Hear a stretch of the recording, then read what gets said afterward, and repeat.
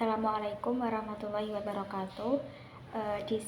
Saya Zaratusyita dengan NIM 0601032520. Nah, di sini saya akan mepresentasikan mata kuliah studi hadis dengan materi penelitian dan tahrij hadis. Pengertian penelitian hadis. Penelitian hadis merupakan kajian yang mendalam dan kritis terhadap matan dan sanad hadis yang bersifat dinamis dengan menggunakan metode tertentu untuk menentukan validitas hadis sebagai suatu hujjah bagi kebenaran ajaran-ajaran agama. Nah, tujuan penelitian hadis. Tujuannya adalah untuk menilai kualitas sanad dan matan hadis.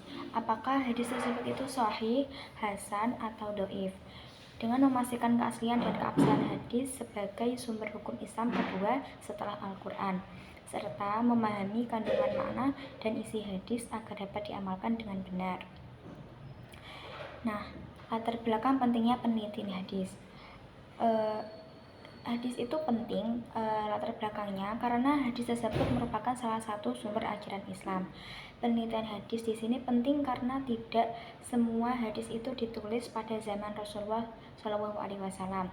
Otomatis memungkinkan banyak hadis yang termasuk hadis palsu atau maudhu. Penelitian hadis ini juga membantu memisahkan antara mana yang termasuk hadis sahih, hasan, dhaif maupun maudhu.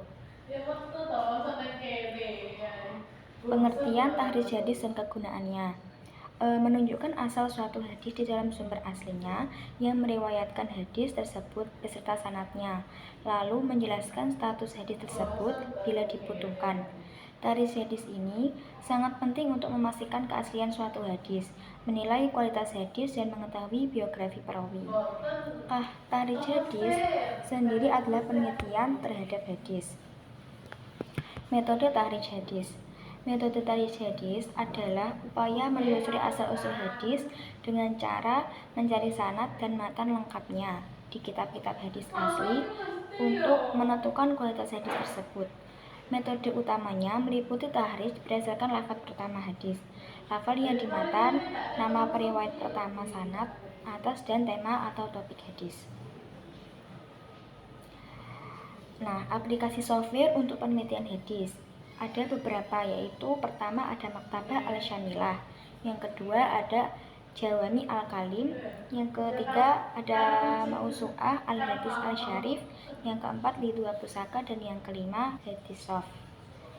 Nah, kesimpulan dari penelitian dan tahrij hadis merupakan dua kegiatan yang saling berkaitan dalam upaya menjaga keaslian dan kemurnian ajaran Islam. Melalui penelitian hadis, seorang penulis berusaha menelaah keabsahan, makna, serta relevansi hadis terhadap kehidupan umat. Sedangkan tahrij hadis berfungsi untuk melacak sumber asal, sanad, dan kualitas perawi hadis guna menentukan derajatnya, apakah sahih, hasan, atau dhaif. Dengan melakukan penelitian dan tahrij secara sistematis, hadis dapat dikaji secara ilmiah dan objektif sehingga terhindar dari penyebaran hadis palsu atau maudhu serta dapat dipahami sesuai dengan konteksnya. Oleh karena itu, kegiatan penelitian dan tahrij hadis memiliki peran penting dalam memperkuat dasar keilmuan Islam, melestarikan warisan Nabi Muhammad, dan membimbing umat dalam mengamalkan sunnah secara benar. Nah, itu saja yang dapat saya sampaikan. Apabila ada kesalahan, saya mohon maaf yang sebesar-besarnya. Wassalamualaikum warahmatullahi wabarakatuh.